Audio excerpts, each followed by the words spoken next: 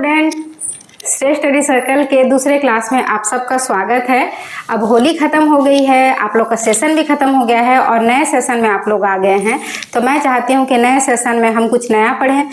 और अभी तक अगर आपने मेरे चैनल को लाइक नहीं किया या सब्सक्राइब नहीं किया या शेयर नहीं किया तो प्लीज़ जल्दी से कर दीजिए, ताकि हम नए नए चैप्टर्स के साथ में आपके पास डेली आ सकें। तो आज आप लोगों के साथ में हम पढ़ेंगे बिहारी लाल के बारे में। आप लोगों ने भक्ति काल पढ़ा था। अब रीति काल में जो कवि थे बिहारी लाल, वैसे तो बिहारी लाल दोनों ही काल के कवि हैं, भक्ति काल और रीति काल के बीच के कड़ी माने जाते हैं। तो बिहारी लाल के भी जो दोहे हैं वो कुछ तो भक्ति के दोहे हैं जो कि राधा और कृष्ण के ऊपर उन्होंने लिखा है, कुछ उनके प्रेम विषयक दोहे हैं। तो हम पढ़ेंगे बिहारी लाल।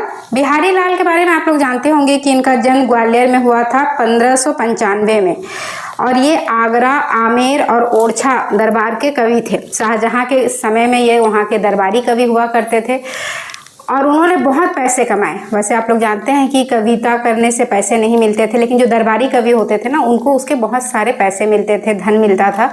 तो जब ये शाहजहां के दरबार में अपने एक एक दोहे सुनाते थे तो उनको एक एक दोहे के बदले में एक एक सोने की असरफी मिला करता था।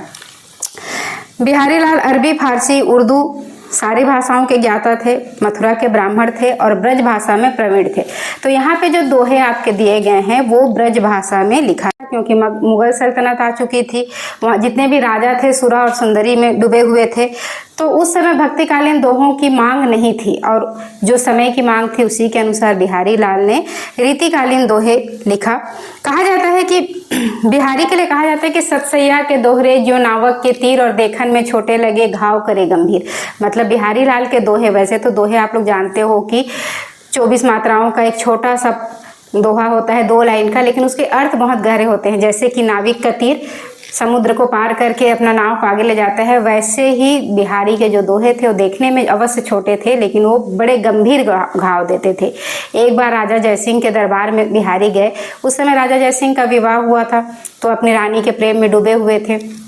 कोई भी उनके दरबार के जो भी मंत्रिमंडल के सदस्य थे, कोई भी राजा के पास जाकर कुछ भी कहने की हिम्मत नहीं जुटाता था। तब बिहारी ने एक दोहा लिखकर भेजा था कि नहीं पराग नहीं मधुर मधु, नहीं विकास यही काल, अली कली ही सो बंध्यो आगे कौन हवाल। तो बिहारी के इस दोहे ने इतना असर डाला कि राजा जयसिंह अपनी पत्नी को छोड़कर फिर राजपाट में मन लगाने लगे।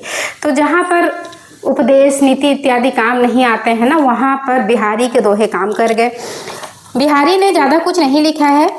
बिहारी की एक मात्र रचना है बिहारी सतसई, जो कि 713 दोहों की एक छोटी सी रचना है, और इसी रचना के आधार पर उन्हें महाकवि का दर्जा प्राप्त है।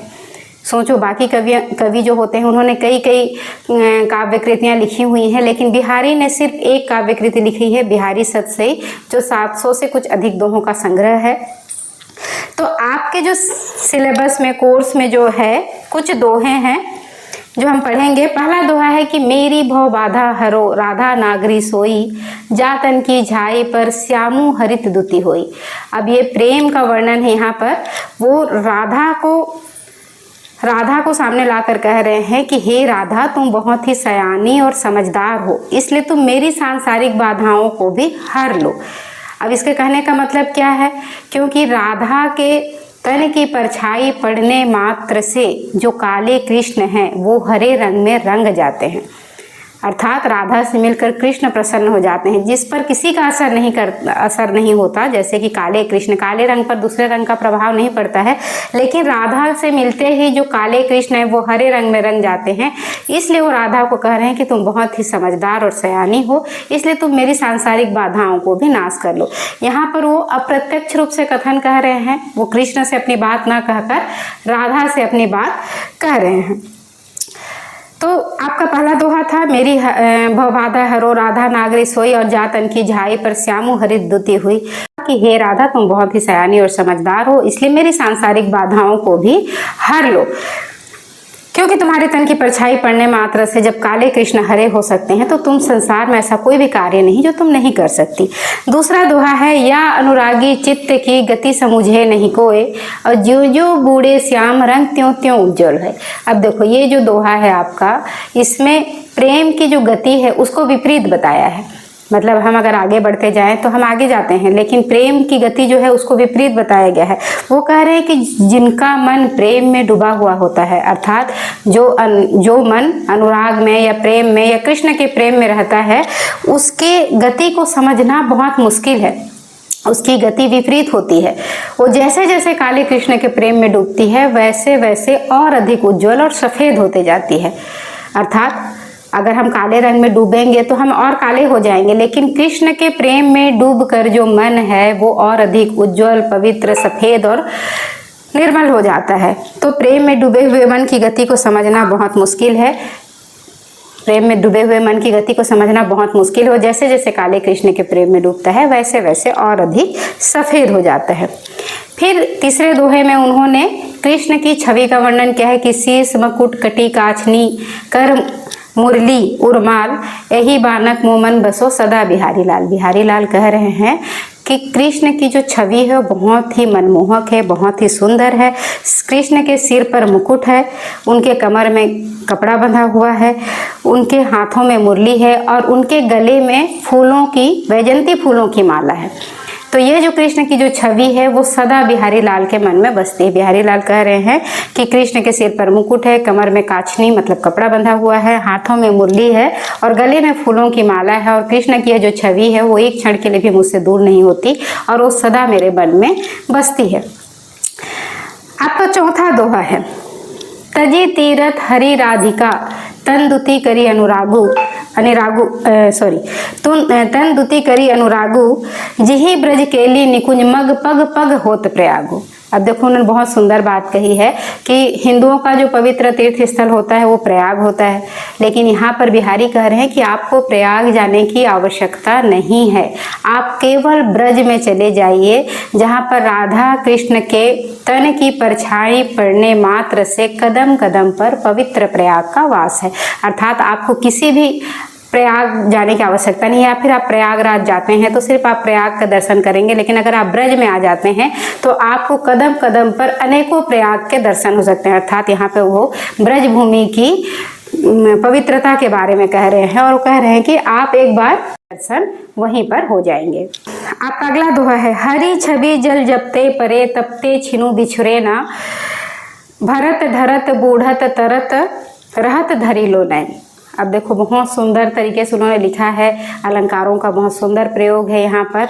आप सुनने से ही पद जो है, आपके जो दोहे को सुनने के बाद ही हमारे कानों को बहुत कर्णप्रिय लगते हैं। तो वहाँ पे कह रहे हैं कि जब से इन आँखों के जल में कृष्ण की छवि पड़ गई है, अर्थात जब से हमने कृष्ण को देख लिया है तब से आँखें एक क्षण के लिए भी कृष्ण से अलग नहीं होना चाहती। वो अब एक क्षण से अलग नहीं होना चाहती, मतलब आंखें पलकें झपकाना ही नहीं चाहती ताकि कृष्ण की छवि उससे दूर ना हो जाए। तो इसलिए आंखें क्या करती हैं, पलक देखने के कारण आंखें भर जाती हैं। भरत, फिर ढरत, फिर आंखों से आंसू ढुलकने लगते हैं। फिर बूढ़त, फिर आंखें आंसुओं से डूब जाती हैं। फिर तरत, आंखों में आंसू तैरने लगते हैं। और रहत धरी लो नैन, मतलब वो हर परिस्थिति में आंखें जो है पलकें नहीं झपकाना चाहती, कृष्ण की छवि को पकड़े रखना चाहती हैं। और इस कारण से आंखों की जो दुर्दशा होती है, आंखें आंसुओं से डूब जाती हैं, ढुलकने लगती हैं, तैरने लगते हैं, आंखों में आंसुओं से डूब जाती हैं आंखें। तो इतना सब कुछ होने के बाद आंखें जो हैं फिर भी हरि की उस छवि को पकड़े रखना चाहती हैं। मुझे लग रहा है आप लोग को समझ में तो आ रहा होगा। आगे है आपका दृढ़ ऊर्जत टूटत कुटुम जुरत चतुर्चत प्रीति परति गांठी दुर्जन ये दैनय हरीति। अब देखो यहाँ पे बहुत सुंदर बात कहा है कि आँखों के उलझने से प्यार होता है। आप सबको पता है कि जब आँखें चार होती हैं तो प्यार होता है, लेकिन जो दुष्ट हृदय वाले व्यक्ति होते हैं ना, वो उस प्रेम को नहीं समझ पाते हैं। उससे क्या होता है, आपस में परिवारों के बीच में शत्रुता बढ़ने लगती है, लोगों के हृदय में गांठ पड़ने लगती है। और यह प्रेम की एक अनोखी नीति है। बिहारी कह रहे हैं कि प्रेम तो प्रेम करना सिखाता है, लेकिन जब आंखें उलझती है, नायक और नायिका तो चतुर होते हैं, अपना कार्य कर जाते हैं, लेकिन जो दुष्ट हृदय वाले व्यक्ति होते हैं वो उस प्रेम को समझ नहीं पाते हैं और उनके हृदय में गांठ पड़ जाती है। और यह प्रेम की एक अनोखी नीति है। तो अब तक हमने 6 दोहे पढ़ लिए। आपके सिलेबस में 15 ही दोहे हैं, और अगर आपको कहीं पे भी कोई कठिनाई आ रही है तो आप प्लीज़ कमेंट कीजिएगा, इनबॉक्स पे जाके कमेंट करेंगे तो हम आपकी जो भी परेशानी है या जो भी शंका है उसको दूर करने का प्रयत्न करेंगे।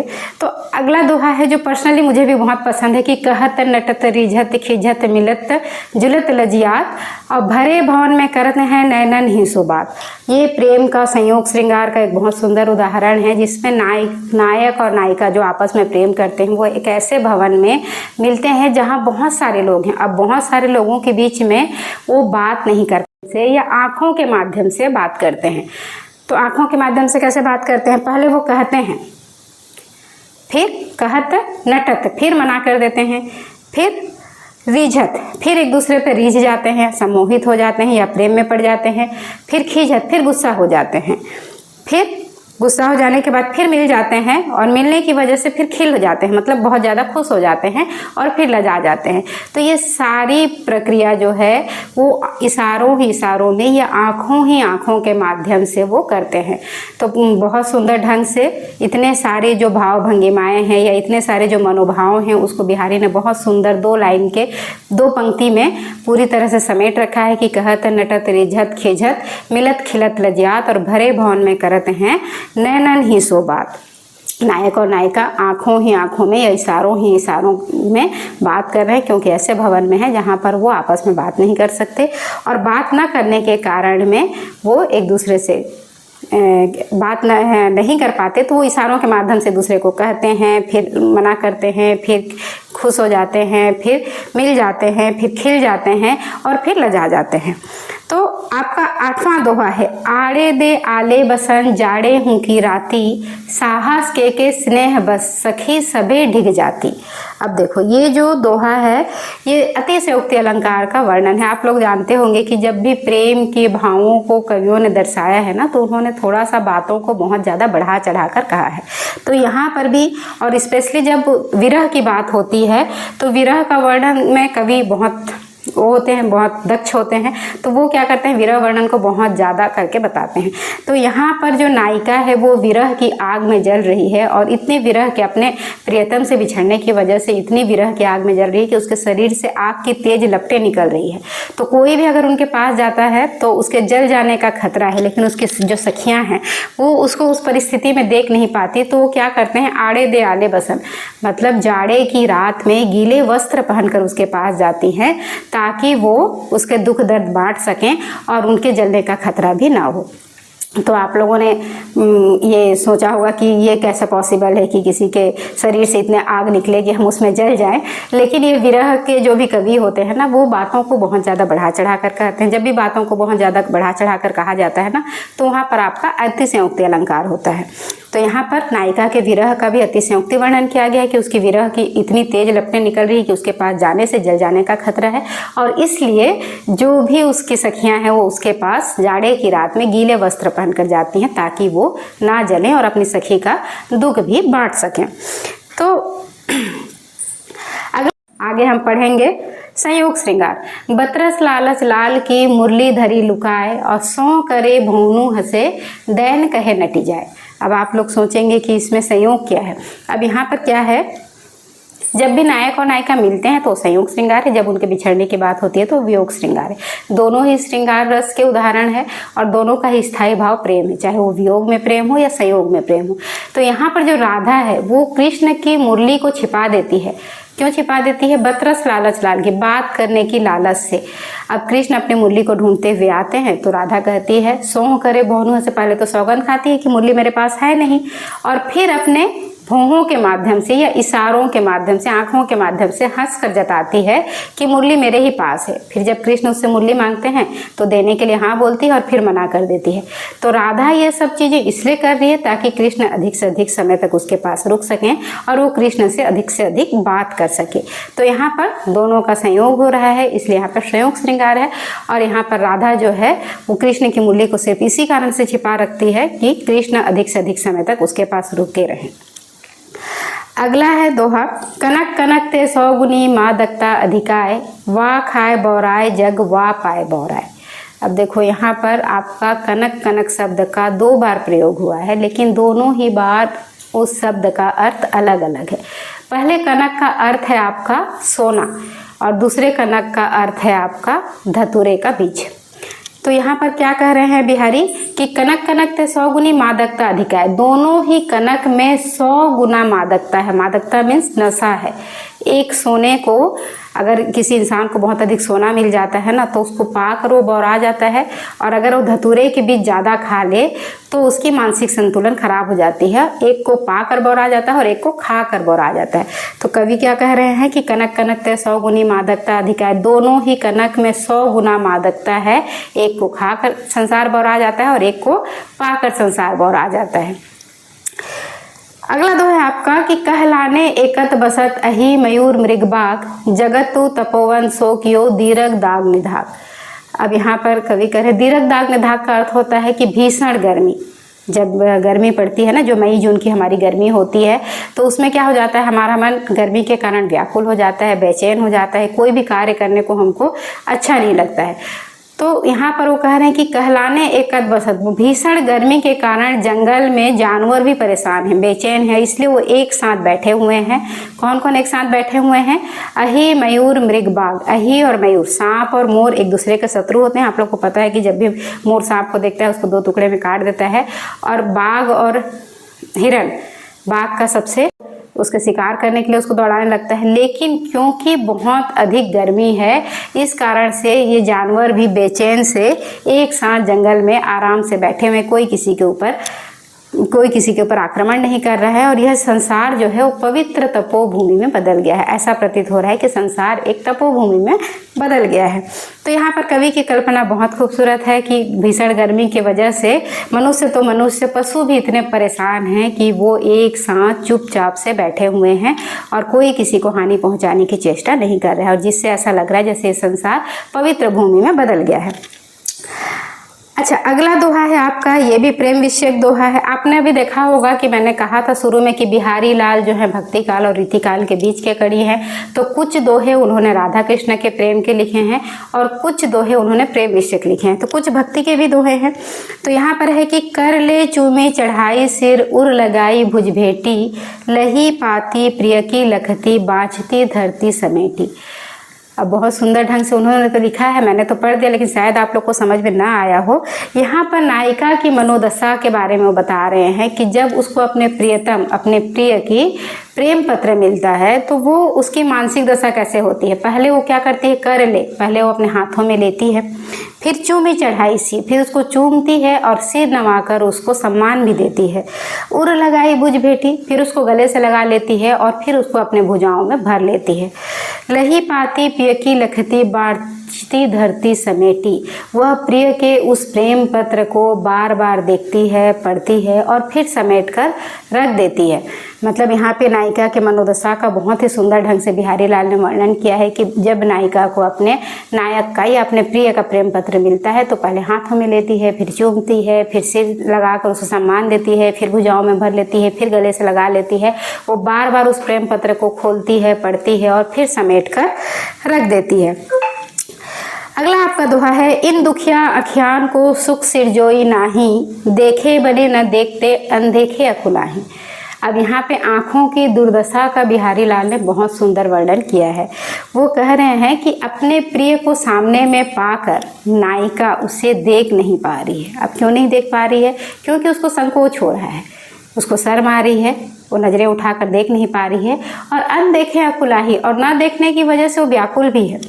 मतलब चाह कर भी देख नहीं पा रही है और ना देखने की वजह से वो व्याकुल भी है। तो देखे बने न देखते अनदेखे अकुलाही, देख कर भी देखते नहीं बन रहा और नहीं देखने की वजह से वो व्याकुल भी है। मतलब आँखों की जो अवस्था है वो दोनों ही परिस्थिति में उसकी दुर्दशा ही होनी है। इन आँखों के हिस्से में सुख है ही नहीं, दोनों ही परिस्थिति में। दोहा है, सघन कुंज छाया सुखद शीतल सुरभि समीर, मनु है जात अजो वहे वही यमुना के तीर। इसमें भी बिहारी ने बहुत सुंदर ढंग से कहा कि जो ब्रज है जहाँ पर कृष्ण ने अपना बचपन बिताया था गोपियों के साथ और राधा के साथ में। तो वहाँ पे ब्रज में क्या है, सघन पेड़ों की सुखद छाया है, पेड़ों की झुरमुट है, जहाँ का जो छाया है वो बहुत ही सुखद है। वहाँ पर शीतल और सुगंधित पवन बहती है, इसलिए कृष्ण का मन आज भी द्वारिका में नहीं लगता और बार बार कृष्ण का मन ब्रज में उसी यमुना के किनारे जाने को ललचाता है। अर्थात कृष्ण भले ही द्वारिका के राजा बन गए हैं, लेकिन उनके मन में आज भी ब्रज बसता है और आज भी वो चाहते हैं कि वो ब्रज की उन्हीं गलियों में जाएं जहाँ पर बहुत ही सुखद, सुगंधित और शीतल पवन बहती है। तो कृष्ण का मन बार बार यमुना के किनारे जहाँ वो रासलीला किया करते थे वहीं पर जाने को लग जाता है। तो आपने देखा कि बिहारी लाल के 15 दोहे थे, कुछ दोहे भक्ति के थे, कुछ प्रेम के दोहे थे। तो इससे हमको ये पता चलता है कि बिहारी लाल भक्ति काल और रीति काल के बीच के कड़ी हैं और बहुत सुंदर ढंग से उन्होंने दोहों के माध्यम से कई तरह के मनोभावों को बहुत सुंदर ढंग से पेश किया है। तो आपको अगर इसमें कोई भी डाउट हो रहा है, किसी भी लाइन में कुछ भी नहीं समझ में आ रहा है या किसी भी तरह की परेशानी आ रही है, तो आप प्लीज़ कमेंट करके उसको पूछ सकते हैं। हम अगले क्लास में आपका वो डाउट क्लियर कर देंगे। और अगर इसके क्वेश्चन आंसर भी आपको जानना है तो वो भी हम क्लियर कर सकते हैं, लेकिन उसके लिए सबसे पहले आपको चैनल को सब्सक्राइब करना पड़ेगा। ओके, आज के लिए इतना ही। Thank you.